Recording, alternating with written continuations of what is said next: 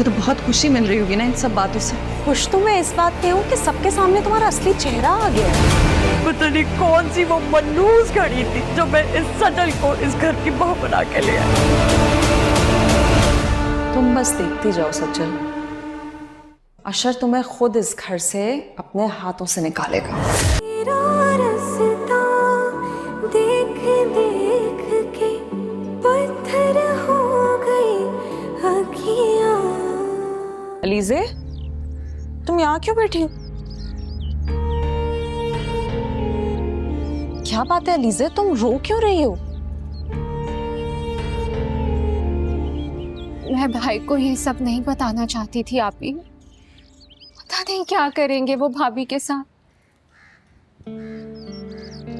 देखो, उसके साथ जो भी होगा ना ठीक ही होगा, लेकिन तुम क्यों रो रही हो इसमें?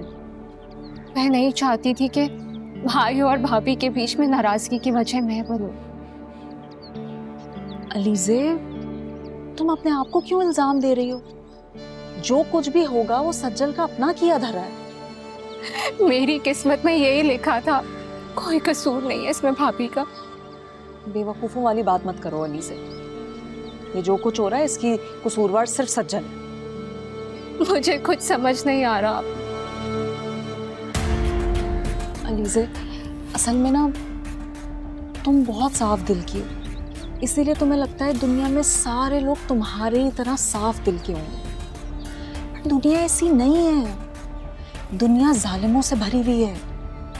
मैंने आखिर किसी का क्या बिगाड़ा था जो मेरे साथ ऐसे हुआ? आप भी देखो, अगर किसी ने तुम्हारे साथ गलत किया है ना तो उसको उसकी सजा जरूर मिलेगी। किसी और को सजा मिले इसमें मेरा क्या फायदा होगा? फायदा नुकसान की बात है ही नहीं भाई। अगर कोई गलत कर रहा है किसी के साथ तो उसको उसकी सजा जरूर मिलनी चाहिए। लेकिन हम कौन होते हैं किसी को सजा देने वाले? अल्लाह ताला सब देख रहा है ना। अल्लाह ताला रोजे कयामत ऐसे लोगों को जरूर सजा देगा, लेकिन दुनिया में भी ना ऐसे लोगों को अंजाम तक जरूर पहुंचना चाहिए। मुझे आपकी बातें नहीं समझ में आ रही। आप भी तुम मेरी बात सुनो, तुम छोड़ो इन बातों को। तुम किन चक्करों में पड़ी हो, रो रही हो तुम यहाँ बैठकर? अम्मी अगर देखेंगे कितनी तकलीफ होगी उनको। वैसे ही चंद दिनों में तुम इस घर से रुखसत होने वाली हो, तुम्हें तो खुशी खुशी अपनी शादी की तैयारियां करना चाहिए इस वक्त पे। तुम यहाँ बैठ के रो रही हो, पता नहीं किन मसलों में पड़ी हुई हो भाई। चलो बस रोना बंद करो, चलो मेरे साथ। कुछ खाया है तुमने? मुझे भूख नहीं है। इधर आओ, चलो कुछ खाओ। क्या बोले चली जा रही हो? दिमाग तो नहीं खराब हो गया तुम्हारा?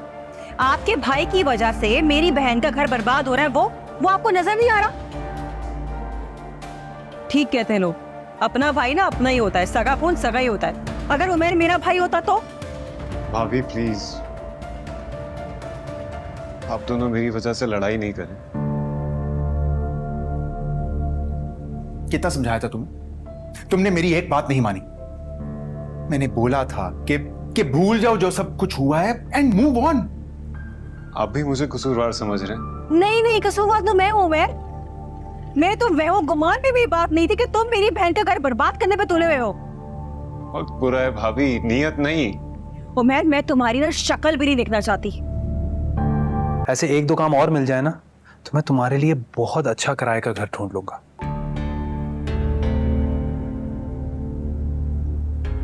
समीर, तुमसे किसने कहा है कि मेरे लिए घर ढूंढो? हाँ तो क्या सारी जिंदगी इसी घर में रहेंगे? जाहिर सी बात है, अपना घर भी तो लेना है ना। समीर, लेकिन ये घर हमारा ही तो है, और किसका है? फरहीन, ये तुम्हारे भाई और भाभी का घर है, हमारा घर नहीं है। और भाई को किसने बनाया है? भाई की कामयाबी के पीछे किसका हाथ है? समीर, मेरी मेहनत की वजह से आज अशर बाहर नौकरी कर रहा है। मैं अगर पैसे जमा नहीं करती तो वो कभी भी बाहर नहीं जा सकता था। और अब जब सिला हासिल करने का वक्त आया तो तुम चाहते हो कि हम ये घर छोड़कर चले जाएं और इस घर में भाई और भाभी रहें। नहीं, हरगिज नहीं। ये मेरा घर है और मैं ही इस घर में रहूंगी। ये क्या फजूल की बातें कर रही हो तुम फरहीन? बहन भाई की मदद क्या किसी सिले के लिए की जाती है? समीर, मैं फजूल की बात नहीं कर रही हूं, मैं सही तो कह रही हूं। ये हमारा घर है, हम क्यों जाएंगे ये घर छोड़कर भाई? अरे दिमाग तो खराब नहीं हो गया? एक बात कान खोल के सुन लो समीर, ये घर हमारा है। और रह गई बात सज्जल की, तो उसको तो मैं ऐसे निकालूंगी जैसे मक्खन में से बाल। सज्जल सज्जल सज्जल, अरे तुम उसका पीछा छोड़ क्यों नहीं देती? क्यों उसके पीछे पड़ी हो? मैं उसको छोड़ने वाली नहीं हूं, नहीं छोड़ूंगी मैं उसको। बिगाड़ा क्या है उसने तुम्हारा? बेचारी तो कुछ भी नहीं करती, अपने काम से काम रखती है। बेचारी? कहां की बेचारी? हाँ, मेरे भाई को बेवकूफ बना के वो घूम रही है, और अशर को तो छोड़ो, उसने तो उम्र तक को नहीं बस हद होती है यार। तुम्हें शर्म आनी चाहिए उस बेचारी पर इस तरह बहुतान लगाते हुए। मैं कोई बहुतान नहीं लगा रही हूं, हकीकत है ये। पता है फरहीन, अफसोस किस बात का है कि हर वक्त तुम अशर और सज्जल को अलग करने की बातें करती हो। अरे मेरे और अपने बारे में तो तुम्हारे पास बात करने का वक्त ही नहीं है। कुछ और सोचो तब ना। समीर, क्या हो गया है तुम्हें? मैं ये सब हम दोनों के लिए तो कर रही हूं, और क्यों करूंगी मैं ये सब? ये हमारा घर है, हम रहेंगे यहाँ पर। सिर्फ इतनी ही बात तो तुम्हें समझाने की कोशिश कर रही हूँ इतनी देर से। देखो, अम्मी के बाद हम दोनों ही तो इस घर पे राज करेंगे, ये हमारा घर है। जहां तक रही उस अशर की बात, तो तुम जानते नहीं हो समीर, अशर जो मैं कहती थी वो करता था। जो उसको मैंने हमेशा बोला है उसने वही किया है।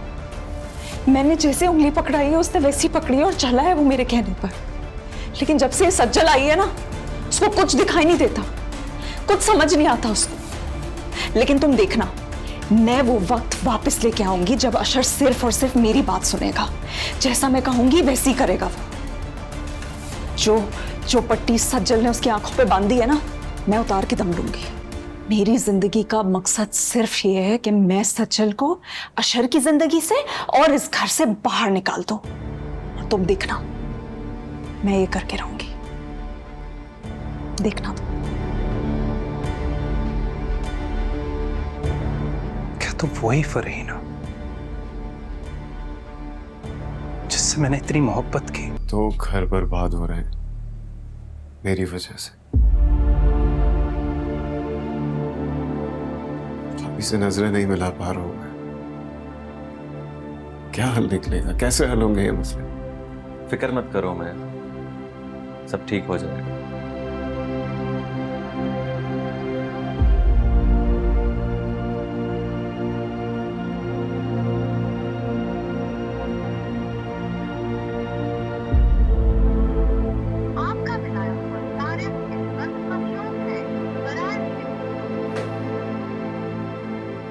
ये भी मेरी बात सुनने को तैयार नहीं है। तो वो भी तो अपनी जगह सच्ची है, उसके साथ भी तो ठीक नहीं हुआ। इस मसले को सुलझाने के लिए मुझे अलीज़े की जरूरत है सलमान।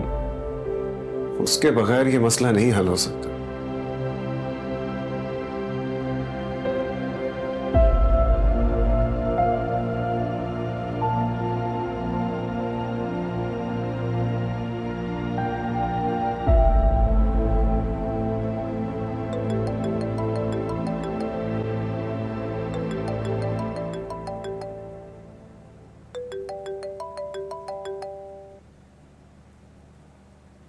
हेलो। हेलो, अस्सलाम वालेकुम मिस अलीज़े, कैसी हैं आप? मैं ठीक हूँ।